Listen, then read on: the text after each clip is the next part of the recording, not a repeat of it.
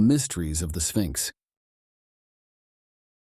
The Great Sphinx of Giza is believed to have been constructed during the reign of Pharaoh Khafre, who ruled in the 4th dynasty of Egypt's Old Kingdom, approximately between 2558 and 2532 BCE, over 4,500 years ago. This monumental structure has long captivated historians and archaeologists alike. Traces of paint are still visible on the Great Sphinx, indicating that the monument was once brightly colored. Remnants of red pigment found around its face and body suggest that it was not merely a stone sculpture, but part of a richer artistic tradition characterized by vibrant hues. These remnants provide valuable insights into ancient Egyptian aesthetics, showing how monuments were embellished to enhance their visual impact and significance. Despite centuries of erosion, these traces offer a fascinating glimpse into the Sphinx's original appearance and its importance in ancient Egyptian culture. Wind, sand, and human damage have gradually eroded the Sphinx's features and parts, including the beard. The beard eventually fell off, likely due to a combination of erosion and its own weight.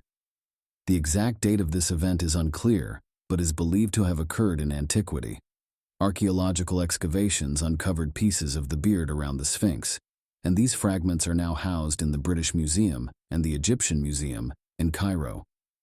When gazing at the Sphinx, one can't help but wonder about its purpose, who built it, and what other mysteries may lurk beneath its surface. The ancient Egyptians were known for their complex architecture and hidden tunnels, so it's plausible that there could be more than what meets the eye. The notion of hidden chambers beneath the Sphinx is partly inspired by ancient texts.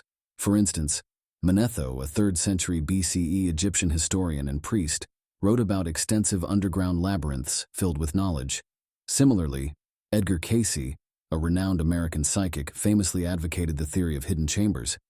He asserted that a hall of records containing ancient wisdom and documents from the lost civilization of Atlantis lies beneath the Sphinx.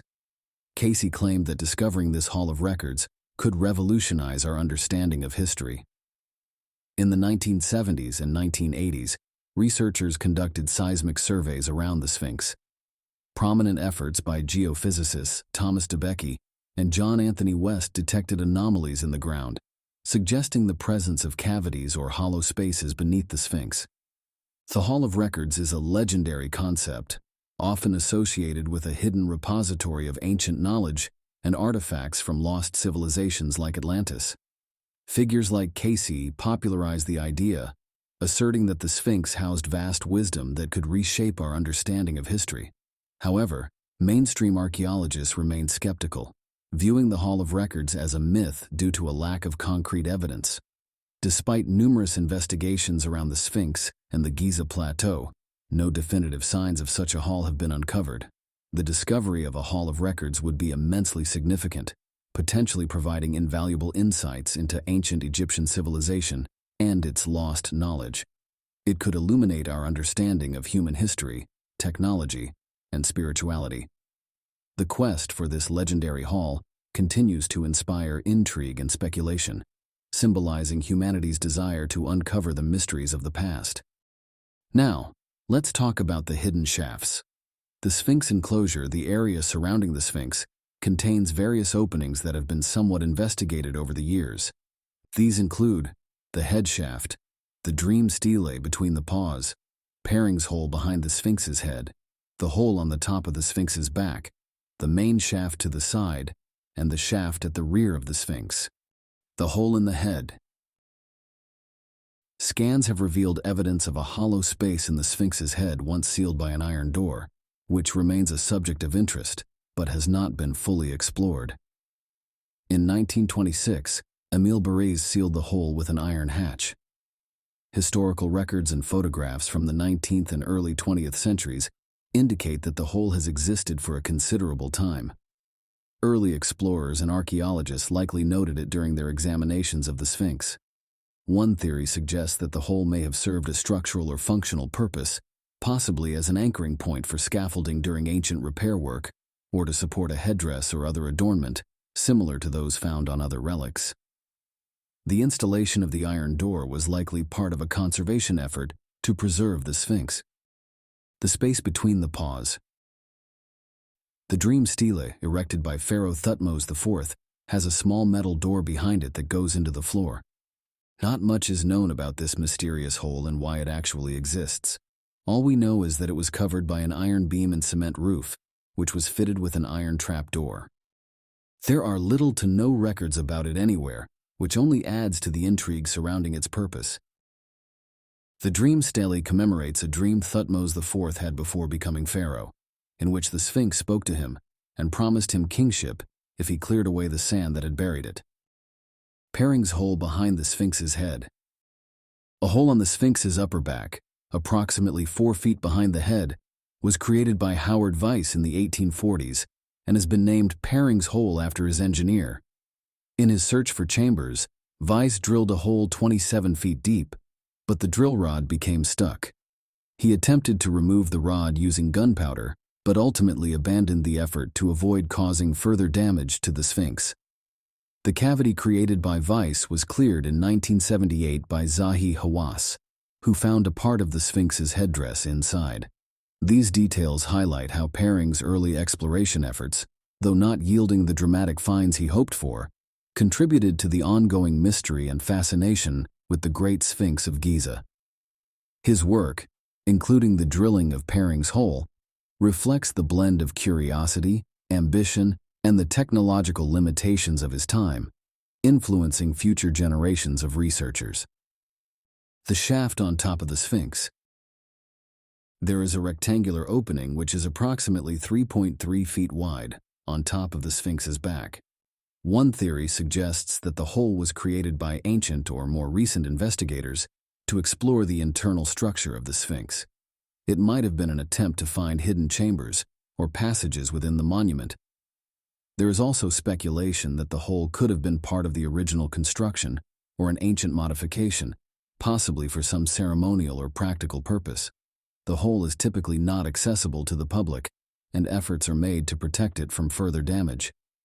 A major natural fissure in the bedrock runs through the waist of the Sphinx, initially excavated by Auguste Mariette in 1853. At the top of the back, it measures up to 6.6 feet in width. In 1926, Émile Barrès sealed the sides, roofed it with iron bars, limestone, and cement, before installing an iron trap door at the top. The sides of the fissure might have been artificially squared, but the bottom remains irregular bedrock, approximately just over 3 foot above the outside floor. A very narrow crack extends deeper into the fissure. Mariette's historical claims suggest that wood found within the void, when burned, emitted a resinous odor, possibly indicating it came from a coffin. The Roman author Pliny the Elder recorded that local inhabitants informed him it was widely believed that the Sphinx served as the final resting place of King Amasis. Both his beloved queen and his son, Prince Ahmose, were interred in rock-cut tombs adjacent to the Sphinx. Ironically, many sculptures of Amasis have the nose missing just like the Sphinx. There is no doubt that the Sphinx possesses prominent African facial features, a characteristic that has been well documented by numerous researchers who were among the first to study the site. The Big Masonry Box Shaft. The masonry box shaft is a significant structure that is constructed from granite blocks. The gap beneath it has attracted interest from archaeologists and researchers. It is believed to have had a burial or ceremonial purpose, and the shaft may have functioned as an exploratory tunnel or ventilation system for the Sphinx and its surrounding structures, potentially helping to regulate airflow and moisture.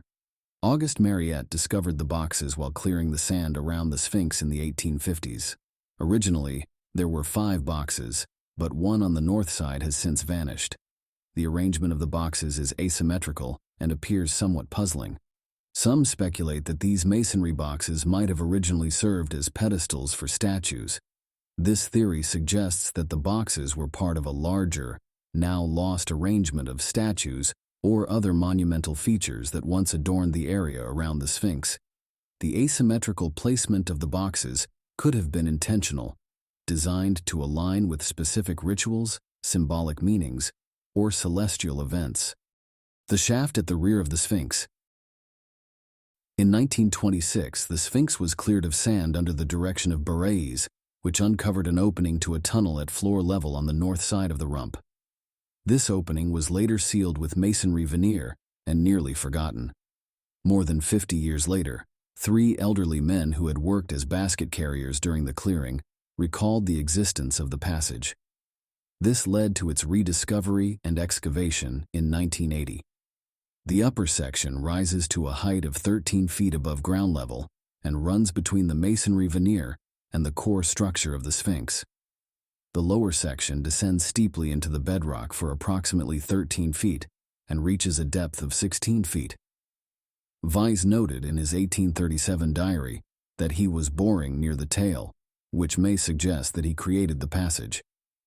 Alternatively, it is possible that the shaft is of ancient origin, potentially serving as an exploratory tunnel or an unfinished tomb shaft.